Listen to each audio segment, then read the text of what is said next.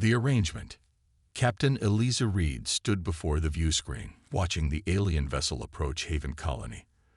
The massive ship eclipsed their small settlement's central dome, casting long shadows across the terraformed valley.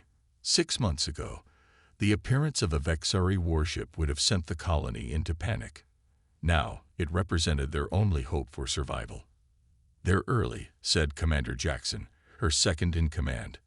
His weathered face showed the strain of the past year: food shortages, failing systems, and the atmospheric degradation that threatened to make Haven uninhabitable within months. "The Vexari are nothing if not punctual," Eliza replied, smoothing down her formal uniform. The weight of responsibility pressed down on her shoulders. 20,000 colonists depended on her decision today. The communication panel chimed. "Captain Reed, the Vexari delegation requests permission to dock at the central hub." "Permission granted," she said, her voice steady despite the turmoil inside. "Prepare the reception committee." Jackson hesitated before speaking. "Are you sure about this, Captain? There must be another way." Eliza gave him a sharp look. "We've been over this. Our atmosphere processors are failing. The agricultural domes are operating at 30% capacity. Without Vexari bioengineering technology, Haven Colony dies within a year. And in exchange, they get you," Jackson said bitterly, "as a diplomatic bride. I get the honor of becoming the wife of Zarek, son of High Chancellor Vox," she corrected, the practiced words sounding hollow even to her ears. "The first human-Vexari union will cement our alliance and ensure the survival of this colony." The truth was more complex. The Vexari had encountered humanity only 3 years prior, and relations had been tense from the start. The aliens were technologically superior, but wary of humanity's reputation for rapid advancement and occasional aggression. When Haven's distress signal reached Vexari space, High Chancellor Vox had proposed a solution that would solve 2 problems: save the human colony while binding them closely to Vexari interests through an unbreakable personal alliance. Eliza had volunteered. As colony leader and former Earth military, the responsibility fell to her. She'd never been one for romantic notions anyway. Her career had always come first. This was just another mission, she told herself. But as she walked toward the docking bay, flanked by her security team and colony officials, doubt crept in. The Vexari were still largely a mystery to humans. Their towering life bodies with iridescent scaled skin and eyes that seemed to shift color with their emotions made them difficult to read. Their society was ancient, complex, and governed by traditions humans were only beginning to understand. And now she would be bound to one of them for life. The massive doors of the docking bay slid open, revealing the Vexari delegation. At their center stood a figure that could only be Zarek. Even among his kind, he cut an imposing figure, nearly 7 feet tall with midnight blue scales that caught the light like precious stones. Unlike the other Vexari in their ceremonial armor, he wore what appeared to be civilian clothing, though still formal and elaborately detailed. His eyes locked with hers, deep amber with vertical pupils that widened slightly upon seeing her. Eliza felt a chill run down her spine. What was he thinking behind that alien gaze? Captain Reed, the translator at his side, spoke as Zarek's mouth moved, forming sounds no human throat could make. "I bring greetings from High Chancellor Vox and the Vexari Conclave." "Welcome to Haven Colony," she replied formally. "We're honored by your presence." Zarek stepped forward, towering over her. The translator kept pace. "The honor is mine, Captain. Your reputation precedes you. The defender of the Proxima outpost, the negotiator of the Europa Accords. My father chose well for this alliance." Something in his tone made her pause. Was that reluctance she detected? Interesting. Perhaps she wasn't the only one entered into this arrangement without enthusiasm. "You've studied my history," she observed. "I believed it wise to know the person to whom I will be bound," he replied. His head tilted in what she recognized as the Vexari equivalent of a smile. "Just as I assumed you have studied me." She had, indeed. Zarek was the younger son of the High Chancellor, a scientist rather than a warrior or politician, like his elder siblings. His specialties were xenobiology and cultural studies. He'd been instrumental in the initial contact between their species. The intelligence briefings had described him as progressive among his kind, whatever that meant in Vexeri terms. Perhaps we should continue this conversation privately, she suggested. The formal welcome reception isn't scheduled for another hour. Zarek nodded, following her to a small conference room adjacent to the docking bay. His guards made to accompany him, but he dismissed them with a gesture. Eliza did the same with her security team, though she noted Commander Jackson's disapproving frown. Once alone, Eliza's diplomatic facade slipped slightly. Let's be direct, Zarek. I know this marriage isn't what either of us would have chosen. The Vexeri's expression remained unreadable, but his scales shifted color subtly, darkening to a deeper blue. The translator spoke. You are correct, Captain Reed. This is a duty to my people, as I imagine it is to yours. Eliza, she corrected him. If we're to be married, you should use my given name. Eliza, he repeated, the translator giving the name a strange melodic quality.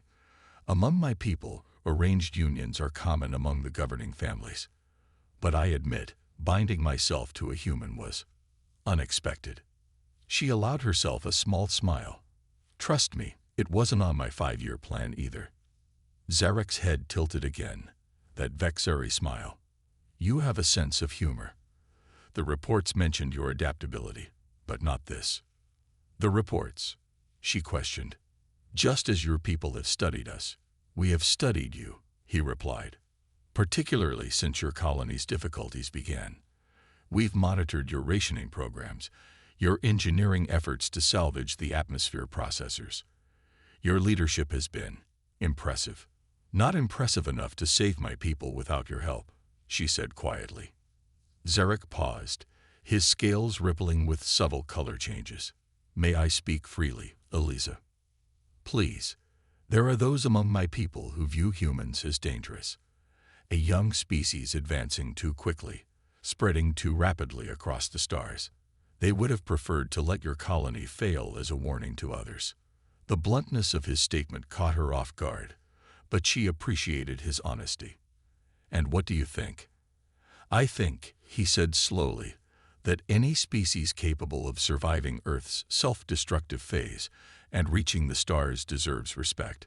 Your adaptability may seem chaotic to my people, but it's also your strength. Before she could respond, the door opened and one of her aides entered. Captain, the Colony Council has assembled for the preliminary treaty discussion. Eliza nodded. We'll be there shortly. When they were alone again, she turned back to Zarek. The survival technology your people promised, when will it arrive? The first shipment is aboard my vessel, he replied. Atmospheric stabilizers, advanced crop variants adapted for your colony's soil composition, and medical supplies. The engineering team will follow once our union is formalized. Then we should proceed with the council meeting, she said, moving toward the door. Zarek's long fingers touched her arm briefly, halting her. The contact sent a strange tingling sensation across her skin. One moment, Eliza. There is something you should know. She looked up at him questioningly. My father may have initiated this arrangement, but I agreed to it willingly, he said. Not just for political reasons. I've spent my career studying other species, trying to understand different forms of intelligence and society. This union offers an unprecedented opportunity to bridge our cultures. So I'm a research subject, she asked, unable to keep the edge from her voice. No, he replied quickly. A partner. Perhaps in time, even a friend. All I ask is that we approach this union with openness, despite its unconventional beginning. Eliza studied him, trying to read the alien face before her. Was this genuine or skilled diplomacy? Either way, the outcome remained the same. My priority is my colony's survival, she said finally. But yes, I can promise openness. The council meeting that followed was tense but productive. The Vexari delegation presented their plans for Haven's salvation, bioengineered atmospheric organisms that would restore the planet's deteriorating environment, agricultural technology that would triple food production. In exchange, the colony would provide the Vexari with exclusive mining rights to Haven's moon and serve as a cultural exchange outpost. And of course, there was the marriage. The ceremony will follow Vexari traditions, announced the elder who seemed to be their cultural attaché. As required, it will take place at the next rising of both your moons, 3 days hence. Eliza felt the eyes of the entire council upon her. She had volunteered for this, yet the reality of becoming legally, culturally bound to an alien she barely knew was beginning to sink in. After the meeting, she retreated to her quarters for a rare moment alone. The view screen showed the massive Vexari ship hanging above their colony, beautiful in its way, with organic-looking curves unlike the utilitarian human vessels. A message notification blinked on her personal terminal. Private communication from Zurich, text only. Eliza, forgive the intrusion. I sensed your discomfort during the council meeting. Among my people, pre-union apprehension is considered natural.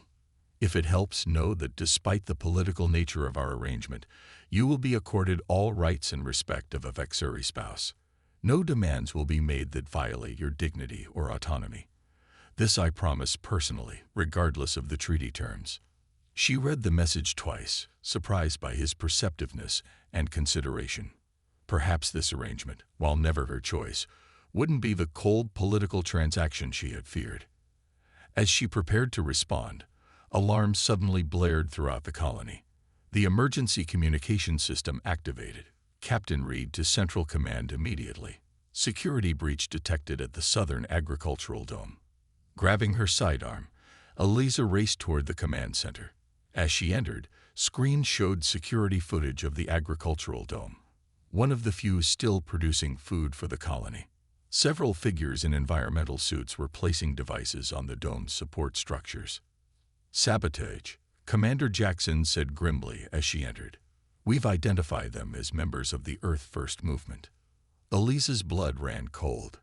The radical group opposed all alien contact, viewing it as contamination of humanity's destiny. They'd been a minor nuisance on Haven until now, distributing propaganda against alien influence. Evacuation status of the dome, she demanded. In progress, but there are still 30 workers inside. And Captain Jackson hesitated. The Vexari delegation sent a team to assist with the new crop implementation. They're in there too, including Zarek. Jackson nodded grimly. Eliza's mind raced.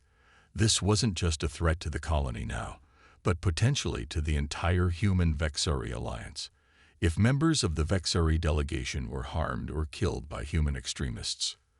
I'm going in, she decided. Prepare a security team. Captain, protocol says you should remain at command during.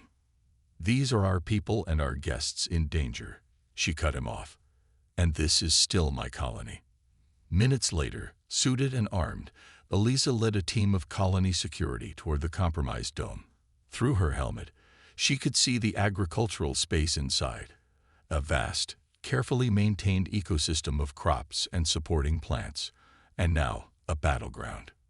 Updates, she demanded through the comm. Explosives placed at structural points, the security chief reported. Appears designed to collapse the dome. Evacuation 60% complete. Extremists are holding several hostages near the central irrigation hub. And the Vexari team. At pause. No visual confirmation yet, Captain. As they breached the dome's emergency airlock, Eliza heard the distinct sound of energy weapons, not human technology. The Vexari were fighting back. Moving through the rows of crops, her team advanced toward the central hub. Through the plants, she caught glimpses of the confrontation ahead. 3 environmental-suited figures holding standard mining charges, facing off against 2 Vexari, one of whom was unmistakably Zarek. Between them stood several terrified agricultural workers. Surrender your weapons, one of the extremists was shouting. This colony belongs to humans, not alien conspirators. Eliza signaled her team to spread out, creating a perimeter. Through her comm, she addressed the colony security. Hold position. I'll attempt negotiation first. Stepping forward, she made herself visible. This is Captain Reed. Stand down immediately. All eyes turned to her. The lead extremist laughed harshly. Perfect timing, Captain. Come to welcome your new alien overlords personally. You're a traitor to humanity. I'm protecting humanity, she replied calmly. This colony dies without their help. Better to die human than live as pets to aliens. The extremist raised a detonator. We've rigged the entire dome. One press, and this symbol of capitulation is destroyed. Eliza kept her voice level. Along with 30 innocent colonists and yourself. That's not protecting humanity. It's murder. She could see Zarek watching her, his alien features tense but controlled. His eyes met hers briefly, a moment of silent communication. The Vexari aren't our enemies, Eliza continued. They're offering us technology, knowledge. At what price? Interrupted the extremist. Your marriage to that creature. Selling yourself. Selling all of us. Nobody is being sold, she said firmly. This is an alliance between equals. The extremist's laugh was bitter. Equals. They're centuries ahead of us, technologically. Once they're embedded in our colony, how long before they're controlling everything? How long before humans become second-class citizens on our own world? As he spoke, Eliza noticed Zarek shifting position subtly, moving closer to the hostages. She needed to keep the extremists focused on her. If you truly care about humanity's independence, she said, then help us build strength through this alliance. Help us learn from them while maintaining our identity. Destruction solves nothing. For a moment, she thought her words might be getting through. Then the extremist raised the detonator higher. No more talking. New terms. The aliens leave, permanently, or we all die here. In that instant, several things happened at once. Zarek moved with startling speed, his body suddenly between the hostages and the extremists. Eliza's security team fired precision stun rounds, and the lead extremist triggered the detonator. Instead of the expected explosion, however, nothing happened. The extremist pressed the button repeatedly, growing panicked. What did you do? It was Zarek who answered, his translator rendering his words calmly. Your explosive devices have been neutralized. Vexari ships routinely scan for such threats and disable them remotely. The fight seemed to go out of the extremists as Eliza's security team moved in to apprehend them. As the hostages were led to safety, she approached Zarek. You knew the explosives were neutralized, she said, yet you still shielded the hostages with your body. Zarek's scales shifted colors slightly. I was reasonably confident in our countermeasures, but I would not gamble with innocent lives. Eliza studied him with new eyes. Thank you. Your negotiation skills are as remarkable as reported, he replied. You maintained calm even when personally attacked. Part of the job, she said, suddenly aware of how close they were standing. As they walked out of the dome together, Eliza realized something had shifted. The political marriage still loomed ahead, but now she'd seen another side of her future husband, one that suggested this partnership might be more than a cold transaction after all. That night, as Haven's twin moons rose over the colony, preparations for the ceremony continued. Though the sabotage attempt had failed, it had revealed the deep tension still present. Yet Eliza found herself less concerned with the ceremony and more curious about the person she would be marrying, the alien who had risked himself to protect her people. Perhaps, she thought as she watched the Vexari ship gleaming in the moonlight, there was more to this arrangement than mere survival. Among strangers, the ceremonial chamber aboard the Vexari flagship pulsed with bioluminescent light, casting rippling patterns across the assembled guests. Eliza stood at the center of it all, fighting to keep her expression neutral despite the strangeness surrounding her. The air itself seemed alive, infused with scents she couldn't identify and subtle vibrations that resonated in her chest. 2 days had passed since the agricultural dome incident. The extremists were in custody, the damage repaired, and the first shipments of Vexari technology were already being implemented across Haven Colony. Progress, bought with her personal future. "It is time," announced the Vexari elder, her scales a shimmering silver that denoted her advanced age and status. Unlike the others who used translators, she spoke in carefully practiced human language. The words strangely accented but understandable. "The binding of worlds begins." Zarek approached from across the chamber, his formal attire unlike anything Eliza had seen before, living material that shifted and flowed with his movements, embedded with bioluminescent patterns that seemed to respond to his emotional state. Currently, they pulsed with a steady blue-green rhythm that human synapsychologists believed indicated calm focus. As he reached her, Zarek extended his four-fingered hand, palm upward in the traditional Vexari gesture of trust, exposing the sensitive scales at the wrist. Eliza placed her hand atop his, as she'd been instructed, feeling the strange texture of his skin, warm and slightly textured like fine leather. "I stand before my people and yours," Zarek spoke, his words translated for the human guests, "to forge a bond beyond self, beyond species. In union, we create possibility where division created only barrenness." The ceremonial words were beautiful, Eliza had to admit. She spoke her own response, carefully memorized in the Vexari language, her human vocal cords struggling with the complex harmonics. "From separate paths we converge, bringing strength through difference, wisdom through exchange." The elder approached, carrying a crystalline vessel containing a luminous fluid. "The essence of binding," she announced, "distilled from the sacred pools of Vexari Prime. It recognizes compatible life and creates connection." This was the part Eliza had been most concerned about. The Vexari binding ritual involved a biochemical component, a substance that supposedly created a mild empathic connection between partners.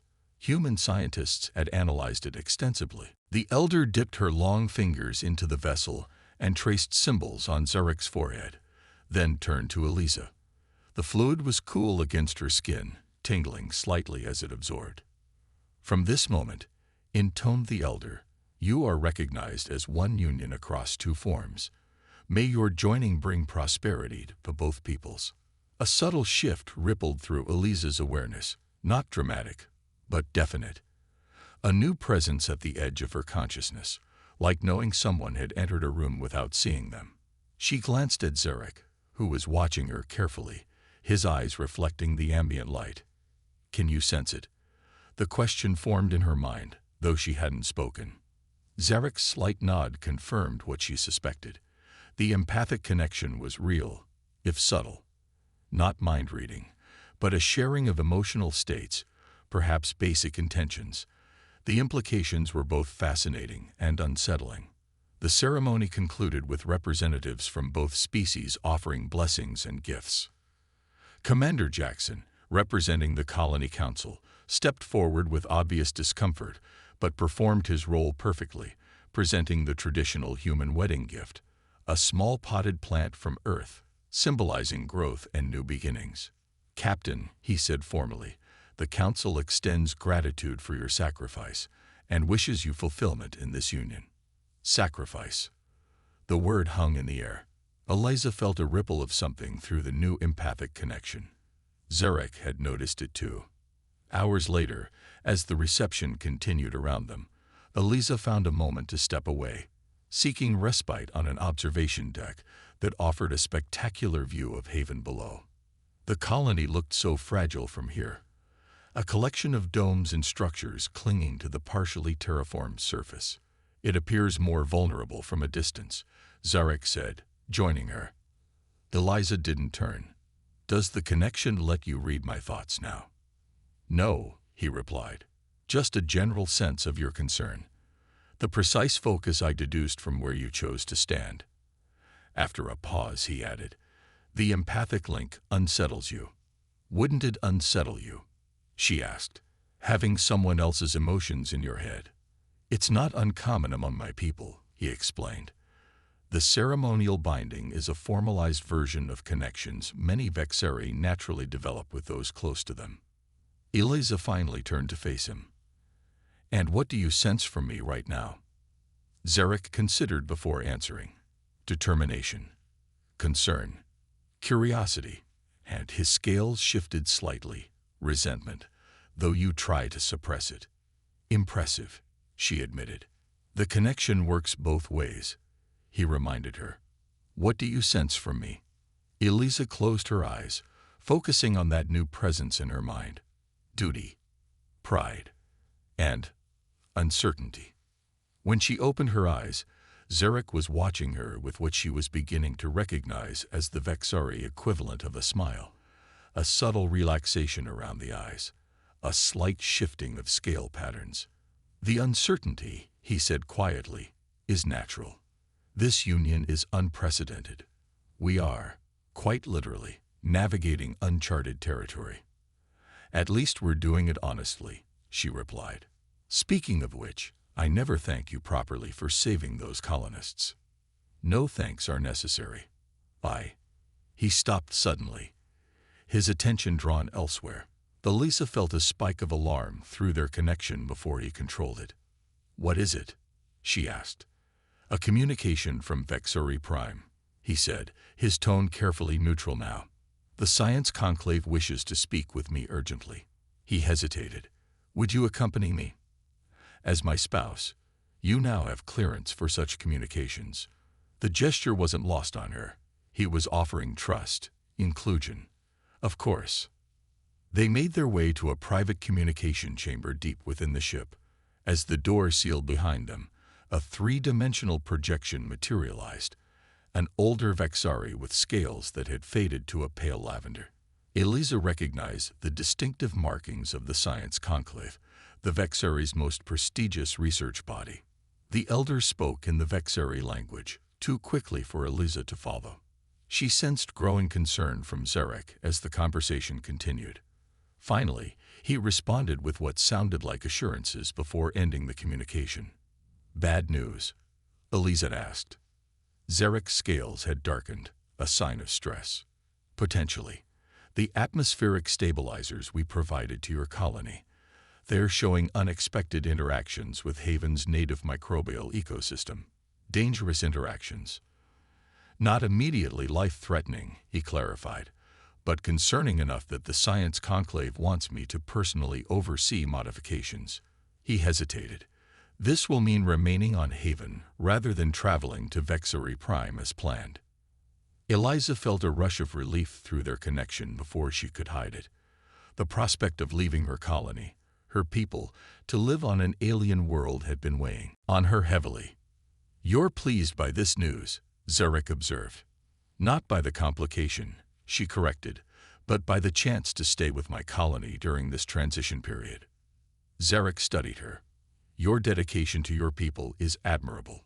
It mirrors the Vexari concept of Tekfari, duty that transcends self-interest.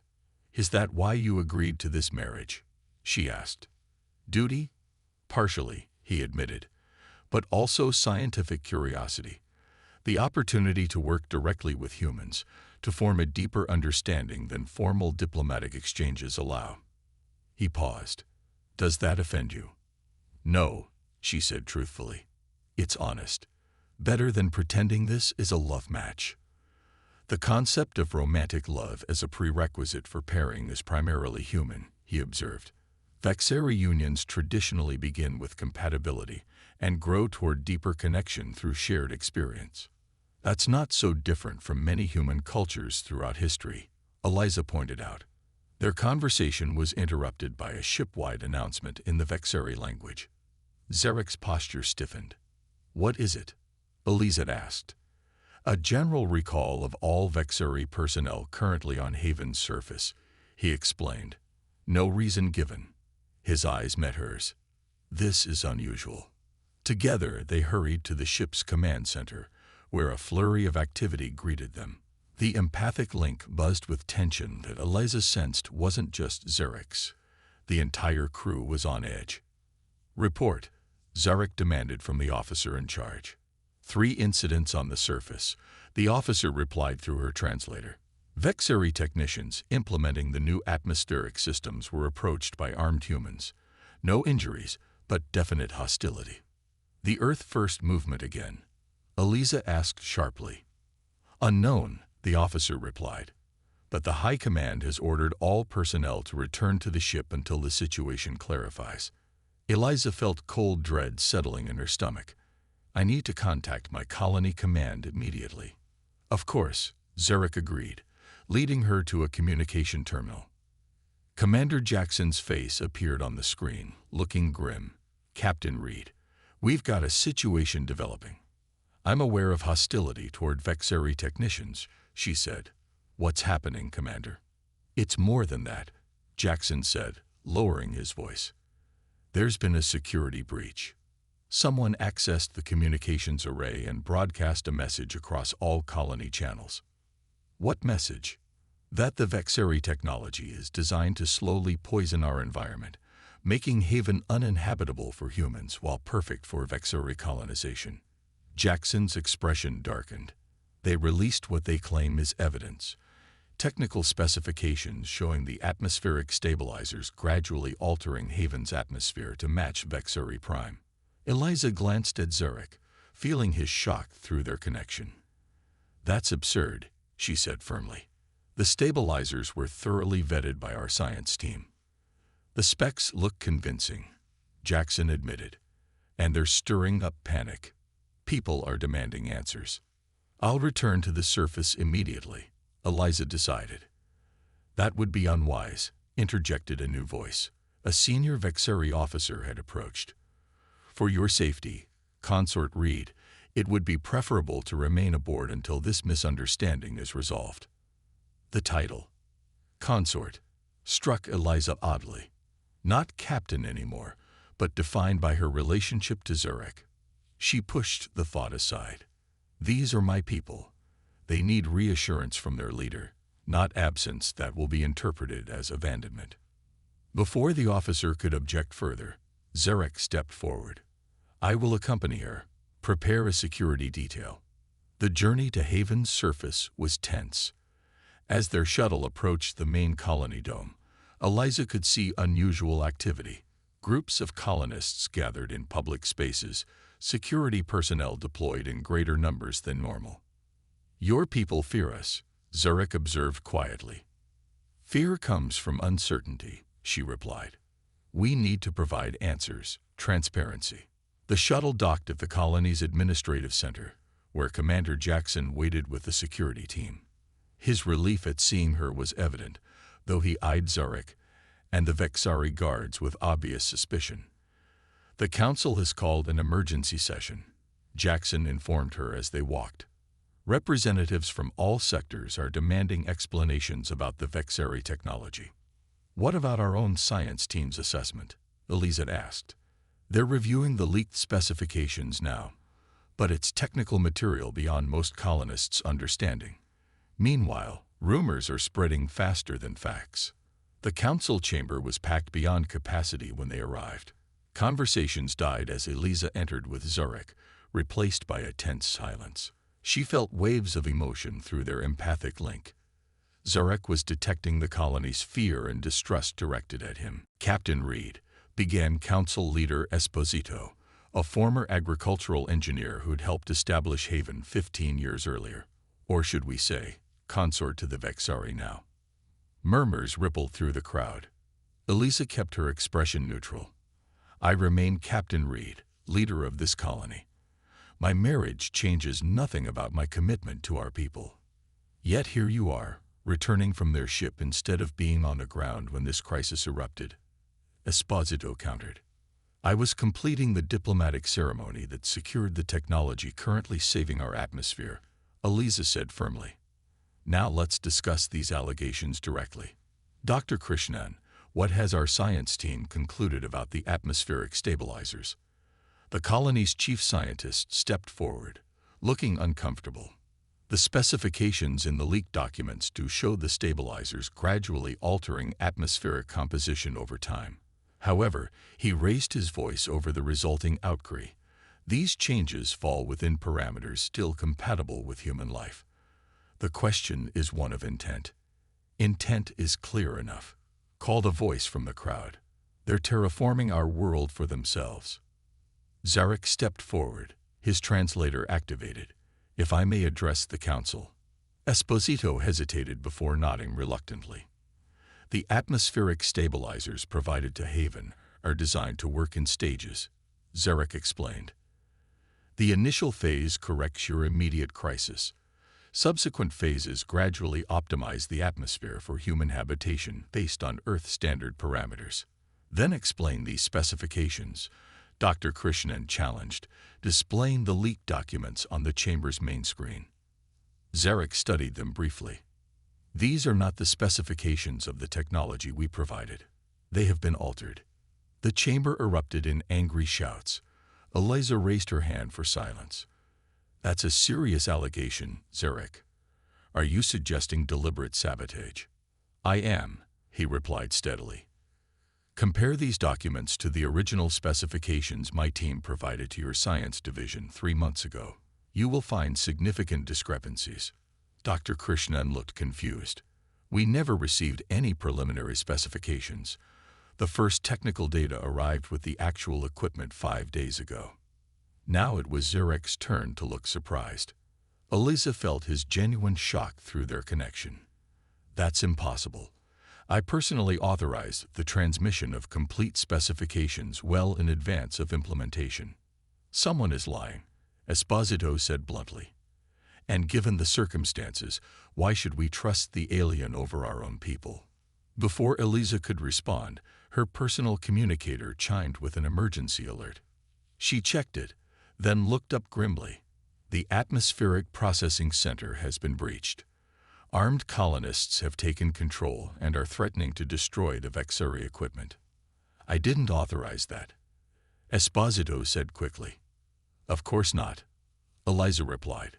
This is exactly what someone wants. Chaos. Breakdown of trust. She turned to Zarek. We need to get to the processing center immediately. As they hurried toward the emergency vehicles, Zarek spoke quietly. You believe me. I sense your honesty through our connection, she replied simply. But more importantly, this fits a pattern. First, the agricultural dome attack, now this. Someone is systematically trying to sabotage our alliance. But who benefits from Haven's destruction? Zarek asked. That's what we need to find out. The atmospheric processing center was Haven's largest structure, a massive complex of interconnected domes housing the technology that made the planet's harsh atmosphere breathable for humans. Now it had become a flashpoint of the growing crisis. As their vehicle approached, they could see a standoff developing.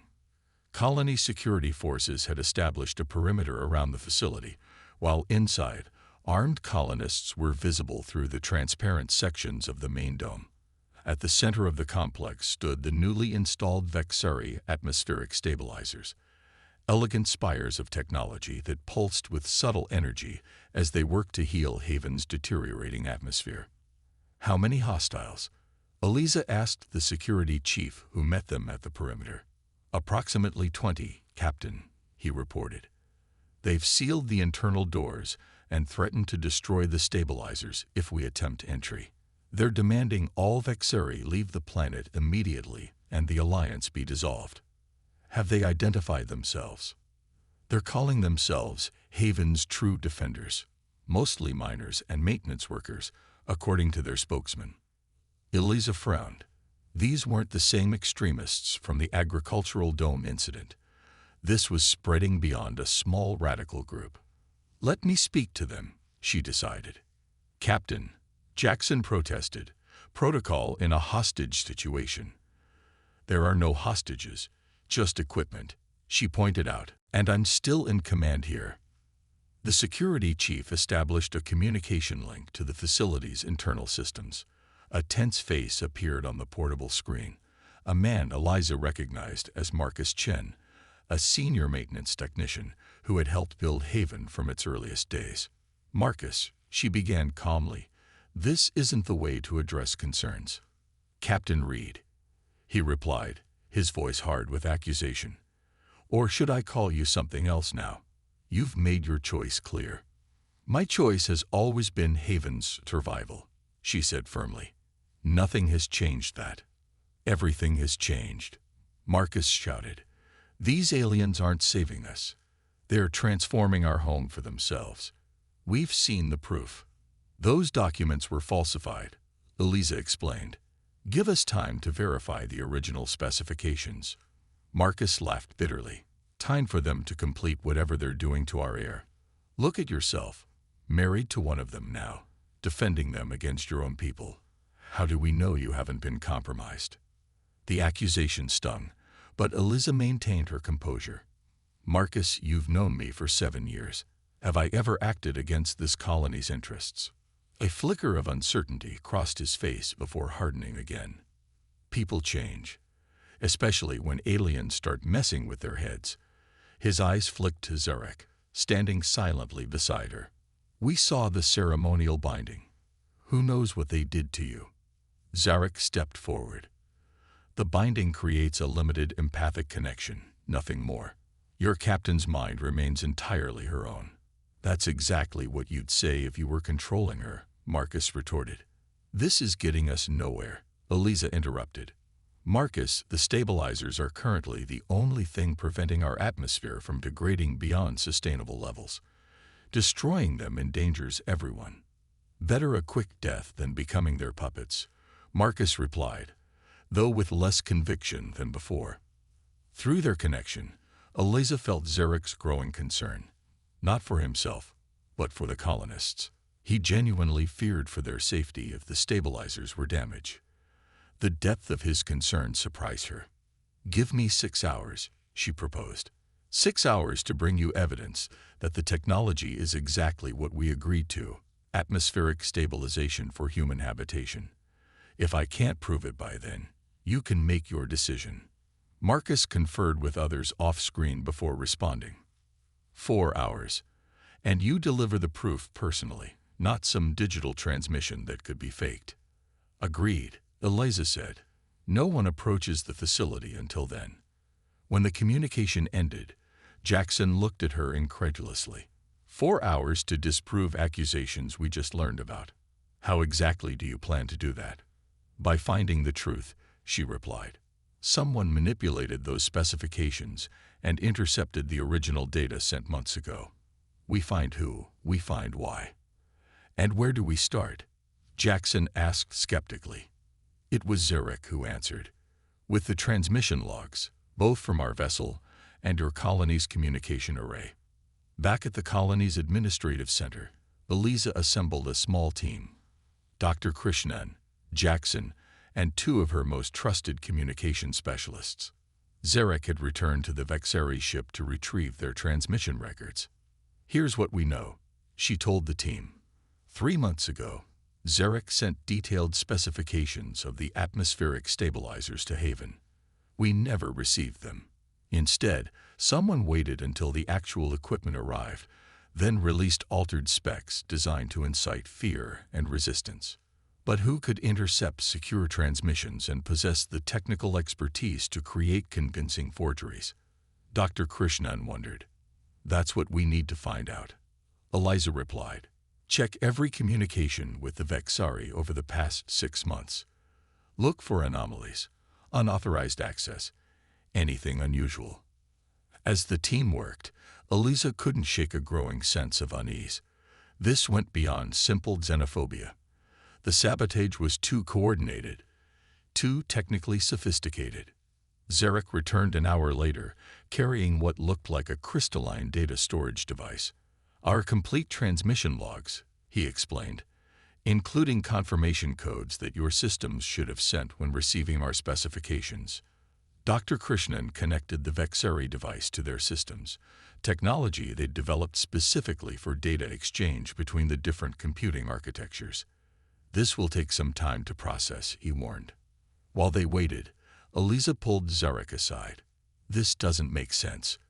Even if someone wanted to sabotage our alliance, Why tamper with the specifications rather than the actual technology? Perhaps they couldn't access the technology itself, Zarek suggested.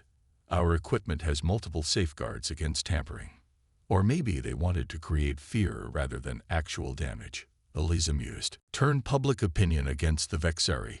Force us to reject your help even though we need it. But again, who benefits from Haven's failure? Before she could respond, one of the communication specialists called out, "Captain, I found something. 3 months ago, exactly when the specifications should have arrived, there was an unusual power fluctuation in the communication array. The logs show a complete system reset afterward. Could it have been a natural occurrence? Solar flare activity?" Eliza asked. "No recorded solar activity that day," the specialist replied. "And here's the interesting part. The system reset was initiated using administrator credentials." "Whose credentials?" Jackson demanded. The specialist looked uncomfortable.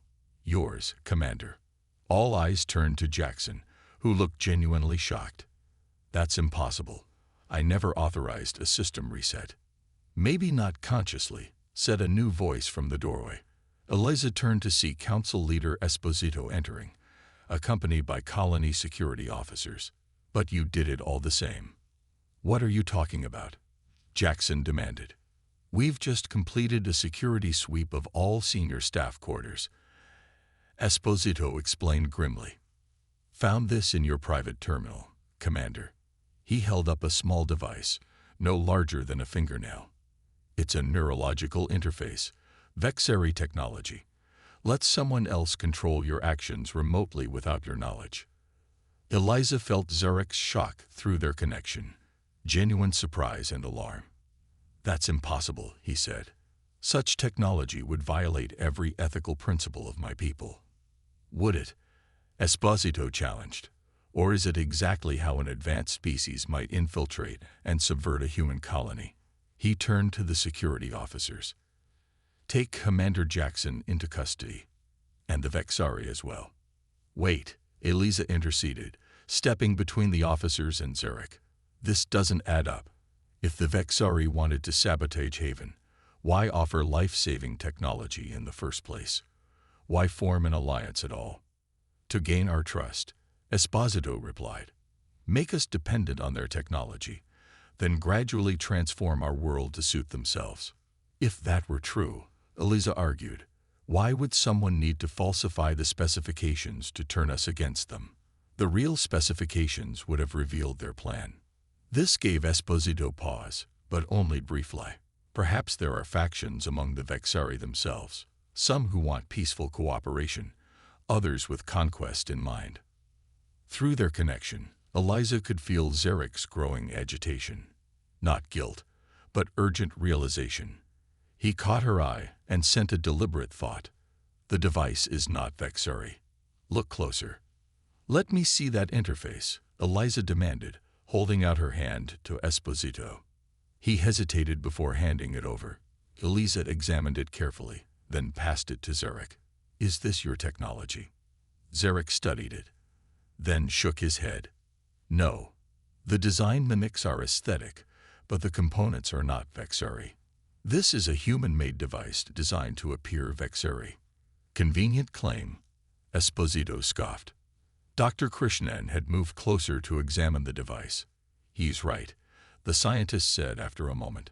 "I've been studying Vexari technology since they first contacted us. This uses silicon-based circuitry. Vexari tech is based on crystalline organic compounds." "A clever fake," Eliza concluded, "just like the doctored specifications." She turned to Esposito. "Who found this device, exactly?" "Security Chief Mercer," Esposito replied.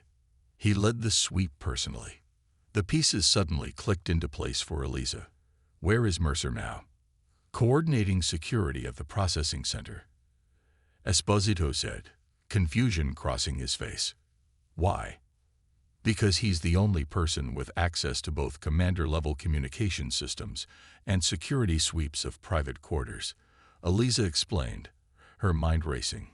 "He could have used Jackson's credentials, planted this device, and ensured he'd be the one to discover it.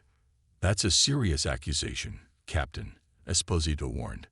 Check his background, Eliza insisted, unwilling to bet he has connections we've missed. While Esposito looked skeptical, he instructed one of the security officers to pull up Mercer's file. The officer worked at a terminal for several minutes before looking up with surprise. Captain, there's something odd here. Chief Mercer transferred to Haven just 8 months ago from the Proxima colonies. But when I cross-reference with Proxima's personnel database, there's no record of him serving there. A fabricated background, Eliza said grimly. He infiltrated our colony with a specific purpose. But who is he working for? Jackson demanded, still reeling from the revelation that he'd been manipulated. Dr. Krishnan, who had been quietly working at a terminal, suddenly called out, Captain, the Vexari transmission logs confirm it. The specifications were sent and received by our systems, but there's something else. I've identified the source of the falsified specs that were distributed colony-wide. Let me guess, Eliza said. Mercer's terminal. Yes, but there's more, Krishnan continued. The falsification wasn't just to create fear of the Vexari. It was to hide the fact that someone has been subtly sabotaging our atmosphere processors for months, long before the Vexari arrived to help. The implications hit Eliza like a physical blow. Someone wanted Haven to fail. They've been ensuring our atmosphere degraded faster than it should naturally. But why? Esposito asked, finally beginning to accept the evidence before him. Zarek's eyes met Eliza's. There's only one logical conclusion. Someone wants this world, but doesn't want humans on it. And they're willing to frame my people for the extinction of your colony to get it. We need to get to the processing center, Eliza decided. Now, before Mercer realizes we've figured it out. As they raced toward the processing center, Eliza's mind whirled with implications. Haven wasn't failing naturally. It was being systematically sabotaged. The Vexari Alliance hadn't been the target. It had been an unexpected complication for whoever was really behind this. And now, with armed colonists threatening to destroy the only technology keeping them alive, the true saboteur was positioned to complete his mission while escaping blame. Betrayal and truth. Eliza's security vehicle screamed toward the atmospheric processing center, pushing its engines beyond safety parameters. Beside her, Zarek maintained a composed demeanor, but through their connection, she sensed his growing alarm. In the back seat, Commander Jackson and Dr. Krishnan worked feverishly on portable terminals, attempting to establish exactly how deep the sabotage went. I've got Mercer's location, Jackson announced. He's inside the processing center with the protesters. Perfect position to ensure the stabilizers get destroyed. Eliza said grimly, Can you raise Marcus Chen on a secure channel? Trying, Jackson replied. But Mercer will be monitoring communications. We need to warn them without alerting Mercer, Dr. Krishnan pointed out. Zarek suddenly leaned forward. Could we use the empathic link? The binding ceremony created a connection between Eliza and myself, but the technology itself can be expanded. What do you mean? Eliza asked. The ceremonial binding uses biochemical markers that enhance natural telepathic abilities present in Vexari physiology, Zarek explained. With the right equipment, I could potentially establish a temporary connection with someone else, just enough to communicate basic concepts or warnings. You never mentioned Vexari were telepathic, Jackson said suspiciously. Not telepathic in the way humans conceptualize it, Zarek clarified. We can sense emotional states and, with physical contact and concentration, share basic impressions. The binding ceremony enhances this natural ability between partners. Would this work with a human who hasn't undergone the binding ceremony? Dr. Krishnan asked. Theoretically, Zarek said, but I would need specialized equipment from our ship. Eliza made a quick decision. Jackson, contact the Vexari ship. Have them prepare whatever Zarek needs and meet us at the processing center perimeter. She turned to Zarek. How close would you need to be to Marcus Chen? Within visual range, ideally, he replied. And he would need to be receptive, not actively hostile to the connection. "That's going to be a challenge," Jackson muttered. "We need to try," Eliza insisted. "Meanwhile, Dr. Krishnan, what have you learned about the atmospheric sabotage?" The scientist's expression was grim. "Someone has been introducing trace compounds into the atmosphere processors for months, elements that accelerate the breakdown of our terraforming efforts. Subtle enough that our routine monitoring didn't catch it, but devastating in cumulative effect. And Mercer had access to the maintenance systems," Jackson realized. "Not just access," Dr. Krishnan added. "According to the logs, he personally conducted 3 emergency maintenance procedures on the primary atmospheric filters in the past 6 months. So the entire crisis that brought the Vexeri here in the first place," Eliza began, "was manufactured," Dr. Krishnan confirmed. "Haven's atmosphere was stabilizing normally until these interventions began." The implication struck Eliza like a physical blow. Someone had deliberately endangered 20,000 colonists, and now that same someone was positioned to ensure the only solution would be destroyed, dooming them all. But why? Jackson asked the question they were all thinking. What does Mercer or whoever he works for gain from Haven's destruction? Perhaps not destruction, Zarek suggested quietly, but evacuation. The pieces clicked into place in Eliza's mind. An uninhabited world, already partially terraformed, with established infrastructure, valuable mining resources on the moon. A prize worth having, Zarek agreed. And if humans abandoned it believing the planet was naturally failing, it would be open for claim by whoever arrived next. Eliza finished the thought. As they approached the processing center, Eliza could see the situation had deteriorated. More colonists had gathered outside the perimeter, some supporting the protesters inside, others demanding action to protect the vital facility. Colony security struggled to maintain order while negotiating with those inside. A sleek Vexeri shuttle was already waiting at the designated landing area. 2 Vexeri scientists emerged, carrying a container that they quickly brought to Zarek. "The telepathic amplifier," one explained, opening the case to reveal what looked like a circlet of crystalline material. "It will enhance your natural abilities enough to potentially reach an untrained human mind." "There's something else you should know," the other scientist added, her scales shifting to a troubled pattern. "We've detected unusual energy signatures orbiting Haven's second moon, consistent with cloaked vessels. Someone's waiting in the wings," Jackson realized. "How many vessels?" Eliza demanded. "At least 3, the scientist replied. "Size and configuration unknown due to the cloaking technology." Eliza's mind raced. "They're waiting for chaos, for us to destroy our own salvation. Then they swoop in as rescuers, or simply wait until we're forced to evacuate." "We're running out of time," Jackson warned, pointing to his terminal. Energy readings from inside the processing center suggest they're preparing to disable the stabilizers. Eliza made a quick decision. "Zarek, are you certain you can do this? Reach Marcus Chen somehow?" "Not certain," he admitted, "but I believe it's possible." "Then we try." She turned to Jackson. "Create a distraction at the main entrance, something to draw Mercer's attention. Dr. Krishnan, prepare a complete data package of everything we discovered. If this doesn't work, we broadcast it to every terminal in the colony." The crystalline circlet looked delicate, almost fragile as Zarek placed it on his head. His scales rippled with subtle colors as he activated the device. "I need to see him," Zarek said, his voice taking on an unusual harmonic quality. Eliza led him to a position with a clear view into the main processing chamber.